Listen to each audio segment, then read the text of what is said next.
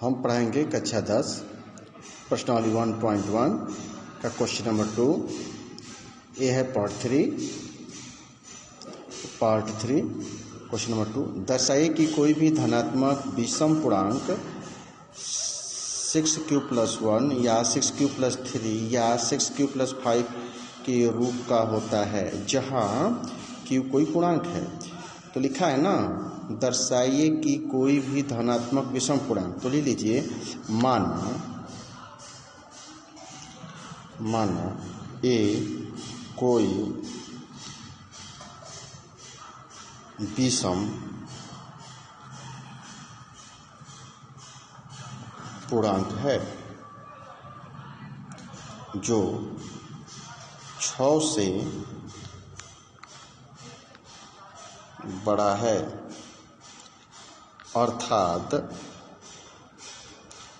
b=6। अब आप सोचेंगे कि हो कैसा रहा है। आपने देखा होगा प्रश्न में लिखा है दर्शाइए कि कोई भी धनात्मक विषम पूर्णांक। तो मान लिया मैंने कि माना ए कोई धनात्मक विषम पूर्णांक है जो 6 से बड़ा है। इसमें 6 वाला लॉजिक क्या है, ले लिखिए। लॉजिक अर्थ होता है तर्क, ठीक है। तो लॉजिक यह लो जी ऐसे लॉजिक क्या है, इसमें इक्वल समझने के लिए लिख रहा हूँ। जैसे कि लिखा है अपने यूक्लिड नियम जानते हैं, a कितना होता है bq+r। हमारे पास क्या दिया है, देखिए 6q+1 दिया है, 6q+3 दिया है और 6q+5 दिया है, ठीक है ना। ये जो मान लिखा जाता है, ए वाला मान, ये b से बड़ा होता है, ठीक है ना। तो जाहिर सी बात है जो 6 होगा ए से क्या होगा, छोटा होगा, अर्थात ए क्या होगा 6 से बड़ा होगा। इसलिए लिखा गया है कि जहाँ जो 6 से बड़ा है, ये क्या है 6 से बड़ा है। ये लिखा है माना ए कोई विषम पूर्णांक है जो 6 से बड़ा है। 6 से बड़ा ही होगा, अब देख ही रहे हैं 6 से बड़ा होगा। क्यों बड़ा होगा, हमेशा जो होता है a ग्रेटर देन b होता है, ठीक है। तो b का स्थान कितना हो जाएगा 6, इसलिए लिखा गया है b=6। देख रहे हैं ना, b=6। अब हम काम क्या करेंगे, अब लिखेंगे अतः शेषफल कितना हो जाएगा, देख लीजिएगा। अतः शेषफल r कितना हो जाएगा 0, 1, 2, 3, 4 और 5। ये क्या होगा, यह 6 से छोटा ही होता है शेषफल, इसलिए लिखा गया है शेषफल कितना हो जाएगा 6 से कम होगा। अब लिखेंगे यूक्लिड विभाजन प्रमेय से। क्या होता है बाबू, यूक्लिड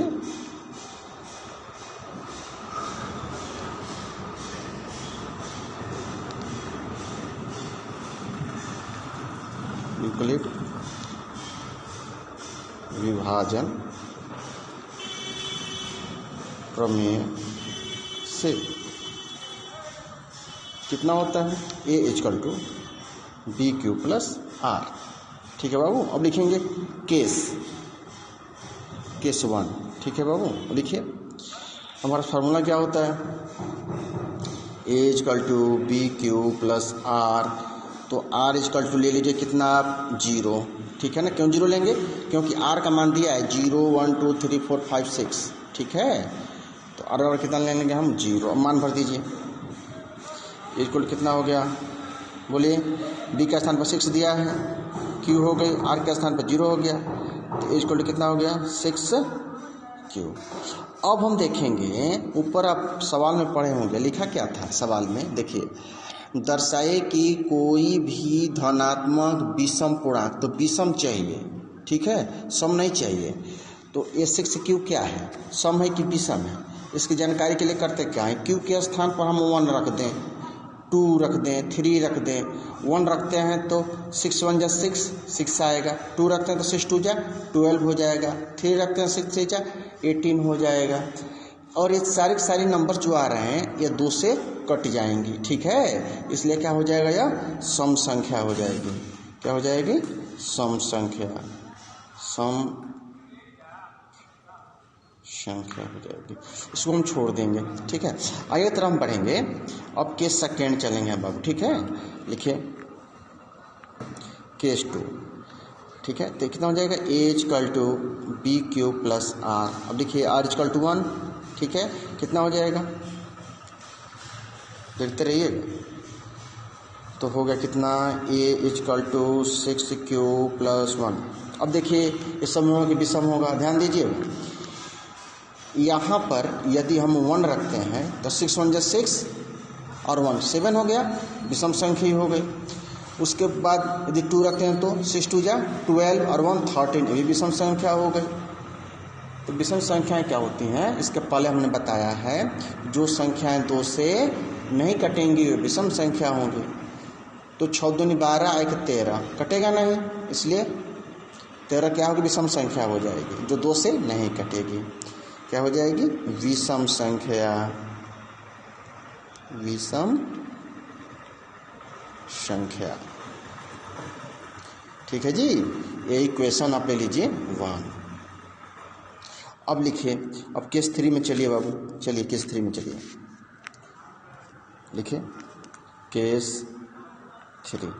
ठीक है, आपने क्या पढ़ा है, A equal to B Q plus R. तो ले लीजिए आर इक्वल टू 2, सही है। तो इक्वल कितना हो जाएगा, 6q plus 2।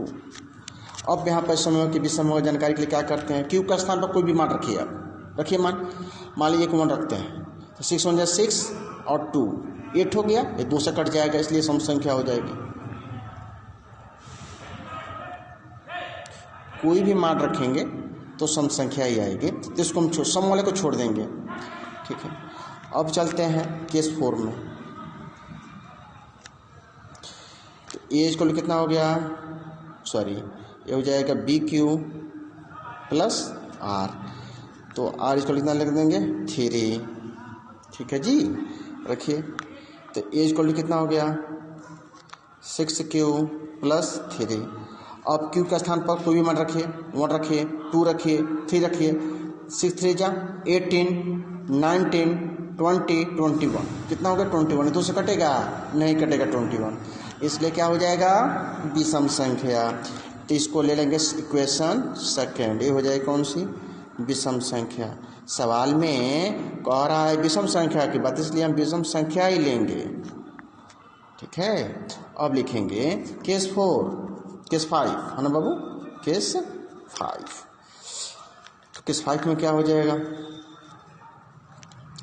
A equal to B Q plus are हो गई। आर बराबर कितना लिख लें हम, 4 है ना, लिखिए। तो ए इक्वल टू 6q प्लस 4 कितना हो जाएगा, यह देखिए समूह के विषम होगा, 2 मान भरिए, 6 दूनी 12 12 4 16, 2 से कट जाएगा, इसलिए क्या हो जाएगा, सम संख्या, इसलिए इसको हम छोड़ देंगे, सम संख्या। अब अगला टॉपिक पर चलते हैं हम लोग। ठीक है, अब केस 5 में, केस 6 लेते हैं, क्यों, देखिए case 1 case 2 case 3 case 4 case 5, अब केस 6 में चलते हैं। चलिए हम चलते हैं केस 6 में, ये हो गई केस 6। ठीक है बाबू, ये हो गई केस 6। आर बराबर 5 ले लेते हैं। ठीक, तो equal to B Q plus are हो गया, तो इक्वल टू कितना हो गया, बी 6q प्लस 5। तो 1 स्थान पर रखते हैं या 2 रखते हैं या 3 रखिए, 6 3 जा 18 है ना, 18 और 5 कितना हो जाएगा, 18 19 20 21 22 23, तो 2 से कटेगा नहीं कटेगा, इसे विषम संख्या हो जाएगी, कितना हो जाएगा, इक्वेशन 3 हो जाएगा। हम लोग विषम संख्या को कैलकुलेट करेंगे, क्यों, क्योंकि सवाल में दिया है, देखिए सवाल में दिया है कि दर्शाए कि कोई भी धनात्मक विषम पूर्णांक, तो विषम वाले को ही हम लोग लेंगे। ठीक है, तो ले लीजिए इक्वेशन 1 2 और 3 से। ठीक है, देखिए समीकरण, देखिए हाँ लिखिए, समीकरण 1 2 व 3 से स्पष्ट है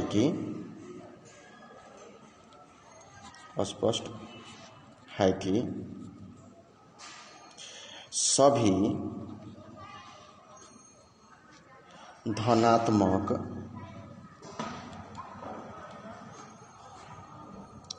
विषम पूर्णांक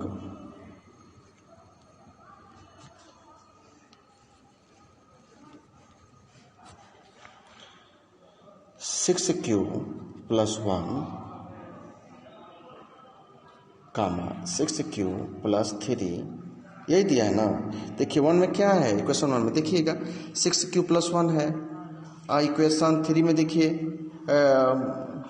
टू में देखिए कितना लिखा है 6q प्लस 3, ये लिखा है ना। इक्वेशन थर्ड में देखिए क्या लिखा है, a equal to 6q plus 5 तथा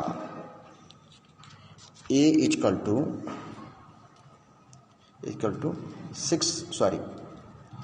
6q प्लस 5 के रूप का होता है, यही पूछा है ना, के रूप का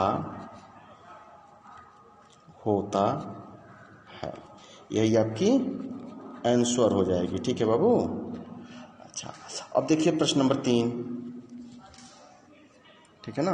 अब प्रश्न नंबर 3 को देखिए। अब प्रश्न नंबर 3 में क्या रहा है, आप लोगों के पास बुक होगा, ठीक है ना। बुक में देखिए सवाल क्या कह रहा है, लिखा है किसी परेड में 616 सदस्यों वाली, लिखा है ना, किसी परेड में 616 सदस्यों वाली एक सेना आर्मी की टुकड़ी को 32 सदस्यों वाली एक आर्मी बैंड के पीछे मार्च करना है। दोनों समूहों को समान संख्या वाले स्तंभों की अधिकतम संख्या क्या है जिससे वे मार्च कर सकते हैं। तो यह क्वेश्चन कैसे होगा, तो लिख लेंगे सदस्यों की संख्या कितनी है 616, ठीक है, और इसको 32 सदस्यों वाली है ना आर्मी के पीछे चलना है, ठीक है ना बाबू। 616 सदस्यों की संख्या है और 32 सदस्यों की संख्या के पीछे चलनी है, तो कैसे होगा, इसका HCF निकाल लेंगे, लिखेंगे प्रश्नानुसार। पुनः सवाल पढ़िए, देखिए क्या लिखा है। लिखा है किसी परेड में 616 सदस्यों वाली, सदस्यों की संख्या कितनी है 616, तो किसी परेड में 616 सदस्यों वाली एक सेना की टुकड़ी को 32 सदस्यों वाली एक आर्मी बैंड के पीछे मार्च करना है, ठीक है। 32 तो खड़े हो गए, उसके पीछे कितने व्यक्ति खड़े हो जाएंगे, ठीक है, 616 को बांट देना है, ठीक, तो कैसे निकलेगा, और स्तंभ के रूप में बांटनी है, कैसे होगा, इसका हम HCF निकाल दें। प्रश्नानुसार क्या हो जाएगा, इसका निकालें क्या, यह HCF 616 और 32 का निकाल देना है, ठीक है बाबू। तो निकालिए, इक्वलेट विभाजन प्रमेय जो आपको बताया गया है उसी से हम निकालेंगे, ठीक है ना। निकालिए यूक्लिड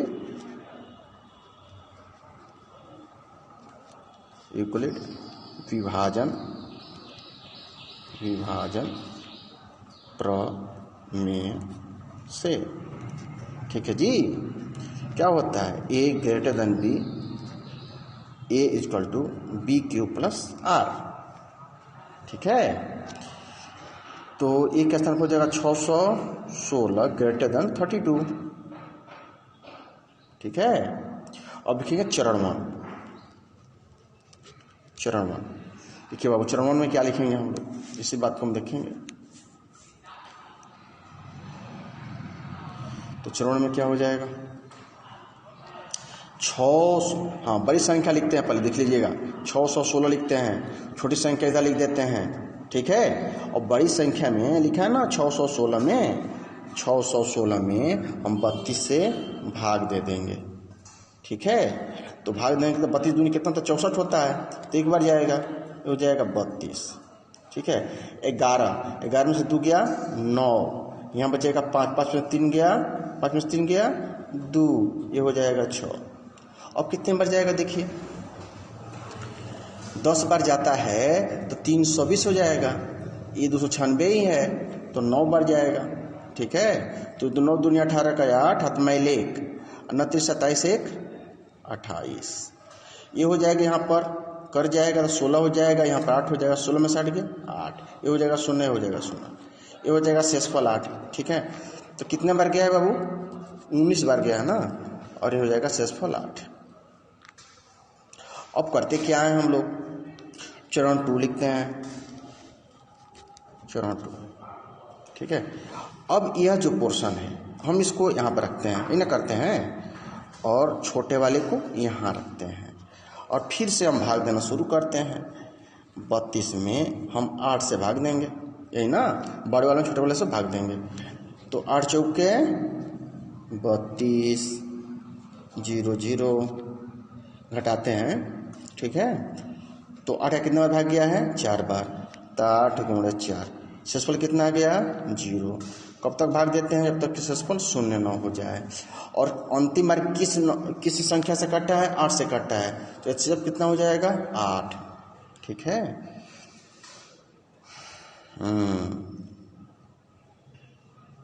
तो लिखेंगे HCF बराबर 8। आंसर क्या लिखेंगे बाबू? अतः 8 स्तंभों की 8 स्तंभों की टुकड़ी बना सकते हैं, टुकड़ी बना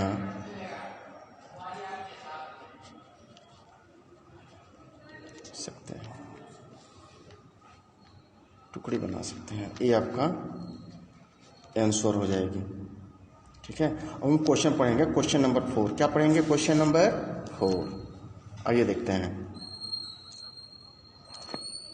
देखिए आपके बुक में जो सवाल दिया है, मैं लिखूंगा नहीं सवाल को, बल्कि पढ़ूंगा केवल, और आप देखिएगा सवाल कैसे है, ठीक है जी।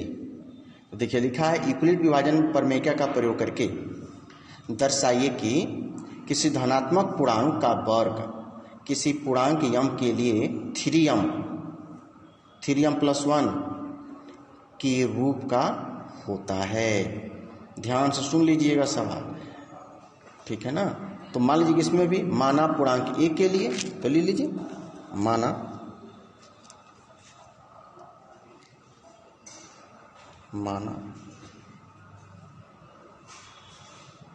धनात्मक पूर्णांक ए है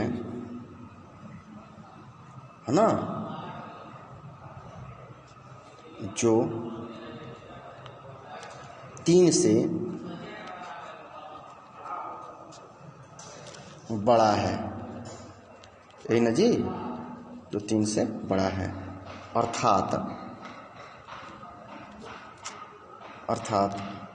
b इक्वल टू कितना हो गया? 3। r इक्वल टू कितना हो जाएगा? देख लीजिएगा, 3 से छोटा ही होगा यह, तो 0 1 2। ये लॉजिक कहाँ से प्राप्त हुआ है भाई? देखिएगा लॉजिक, देखिए यह लॉजिक ऐसी logic, a equal to BQ+R होता है, ठीक है। अच्छा अब क्या लिखेंगे हम? आप में दिया होगा, देखिए दिया क्या है? 3m, बुक में देखिए 3m+1, यही दिया है ना। इसका मतलब कितना हो गया? 3m+0 है यहाँ पे, इसका मतलब ये नहीं हुआ। तो देखिए ये जो a है ये 3 से बड़ा होगा, इसलिए लिखा गया है कि माना धनात्मक पूर्णांक a है जो 3 से बड़ा है, ठीक है जी। अब b इक्वल टू कितना हो जाएगा? देखिए b का स्थान पर 3 है, q का स्थान पर m है, ठीक है। b के स्थान पर 3 है, q के स्थान पर m है, ठीक है ना। r के स्थान कितना हो जाएगा? 0 और 1 हो जाएगा, ठीक है। और 3 से छोटा है तो इसलिए कितना हो जाएगा? 0 1 2। तो आप लॉजिक समझे आप? देखिए ध्यान से, a इक्वल टू BQ+R, आपके पास 3m दिया है, 3m+1 दिया है, 3m मतलब कितना होता है? 3m+0, ठीक है ना। तो b का स्थान पर 3 है, तो e का मान क्या होगा? 3 से बड़ा ही ना होगा, इसलिए लिखा गया है। अब b इक्वल टू 3 हो जाएगा, जो लिखा गया है माना धनात्मक पूर्णांक a है जो 3 से बड़ा है, अर्थात b से बड़ा है, लिख दिया गया। अब जैसे आपने क्वेश्चन नंबर 2 हल किया था उस पर से इसको भी हम लोग हल करेंगे और देखेंगे आंसर क्या आता है। ठीक है, तो लिखेंगे क्या हम लोग, देखिए यूक्लिड विभाजन प्रमेय से क्या लिखें, यूक्लिड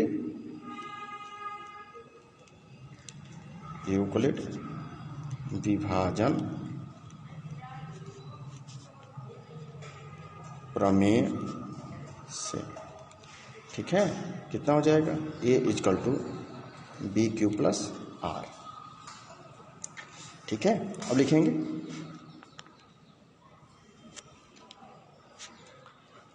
केस फर्स्ट, ये हो जाएगा आर इजकल टू कितना हो जाएगा 0। ठीक है, लिखिए ए इजकल टू 3m, बी के स्थान पर 3 है, क्यू का स्थान पर m है, आर का स्थान पर हो गया 0, इजकल टू कितना हो गया 3m।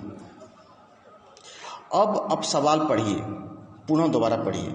लिखिए, लिखा था आपके बुक में सवाल चौथा कि यूक्लिड विभाजन प्रमेयिका का प्रयोग करके दर्शाइए कि किसी धनात्मक पूर्णांक का वर्ग, अब इसका वर्ग करेंगे, दोनों तरफ हम लोग वर्ग करेंगे। ठीक है, तो वर्ग करके देखिए क्या होता है।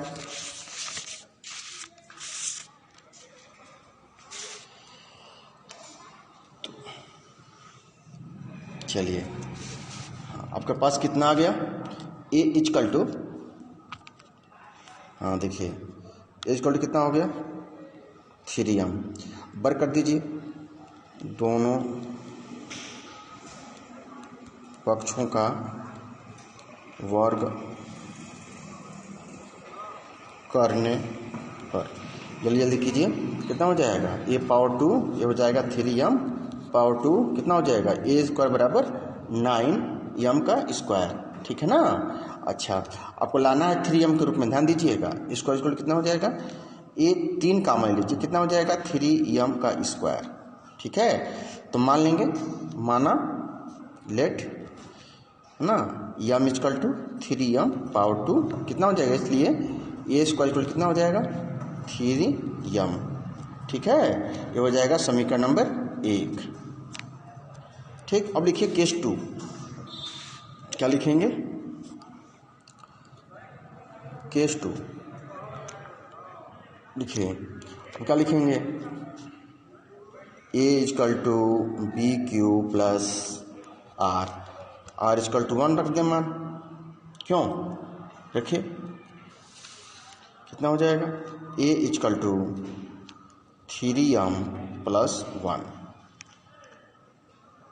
सही जी, दोनों पक्षों को चूंकि वर्ग भी करना है, लिखा है ना वर्ग करने पर, तो लिखिए दोनों पक्षों का वर्ग करने पर कर दीजिए, तो हो जाएगा ए स्क्वायर, ए हो जाएगा 3m प्लस 1 पावर 2।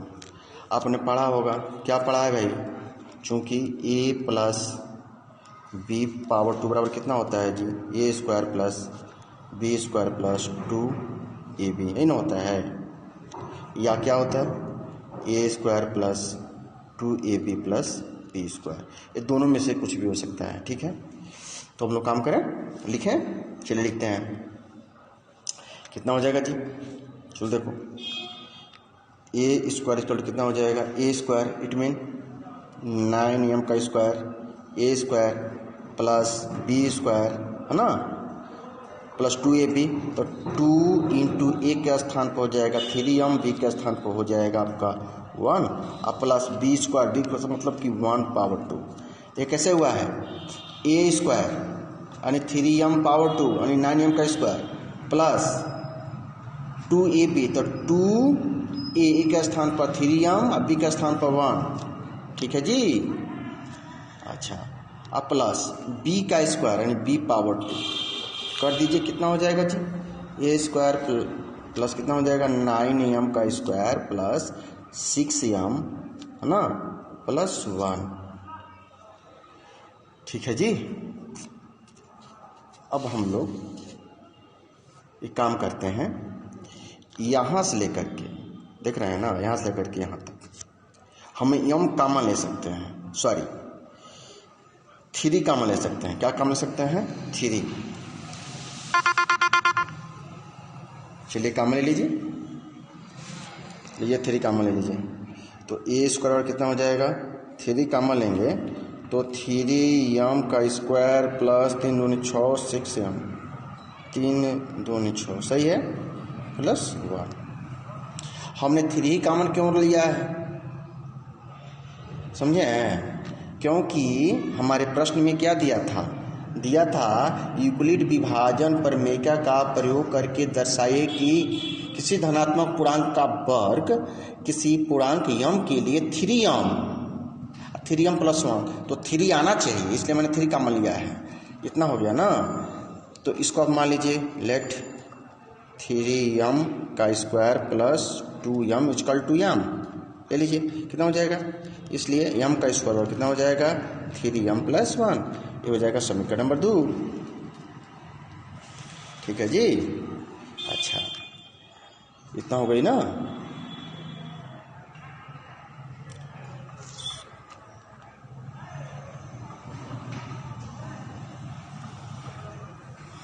हाँ तो हो गया।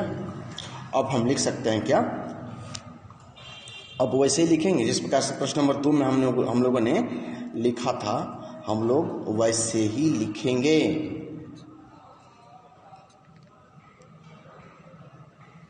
हमने एक केस तो छोड़ दिया है यहाँ पर, r इक्वल टू लिखिए, यहाँ पर केस r इक्वल टू कितना था? 2 था ना, 2। तो a equal to B Q plus r, a equal to 3m plus 2 ना, 2 रख दिया। अब दोनों तरफ वर्ग कर दीजिए, दोनों पक्षों का वर्ग करने पर कितना हो जाएगा जी? A square plus 3m plus 2 power 2 कितना हो जाएगा? 3m पावर 2 प्लस 2ab, एक स्थान पर 3m, बी के स्थान पर 2 प्लस बी स्क्वायर हो गई। A square plus 2ab plus B का स्क्वायर कितना हो जाएगा? 9m का स्क्वायर प्लस 2 3 6 6 दूनी 12 12m प्लस 2 दूनी 4। 3 कॉमन लेंगे तो कितना हो जाएगा? देखिए 3m प्लस 4m प्लस 1। एक चीज़ हमने और गड़बड़ी कर दी यहाँ पर, देखिए इसको लिख सकते हैं कितना? 9m का square plus 12m plus 3 plus 1। नहीं हो जाएगा जी, आपका लाना है 3m प्लस 1 के रूप में, इसलिए मैंने 1 रखा है। ठीक है, अब सही है। तो 3 कॉमन ले लेंगे आप। ठीक है, तो कितना हो जाएगा? 3 3 का 9 अर्थात 3m का स्क्वायर, फिर से 3 चौके 12m प्लस 1 अब प्लस 1।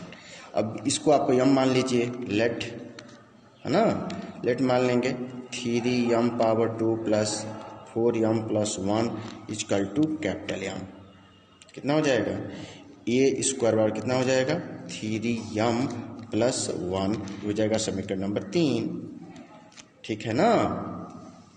अब हम लिखेंगे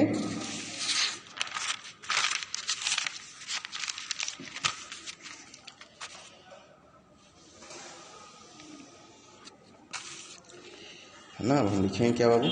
समीकरण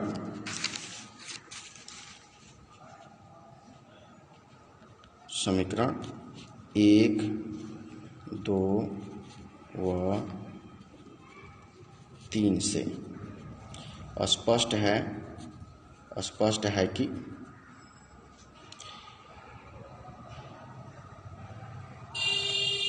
किसी धनात्मक पूर्णांक का वर्ग किसी पूर्णांक m के लिए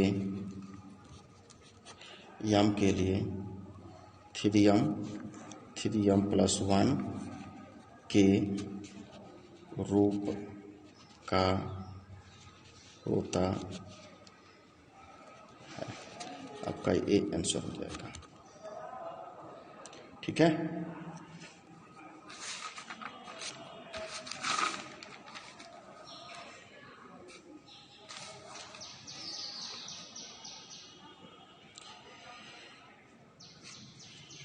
तो आज के लिए बस इतना ही।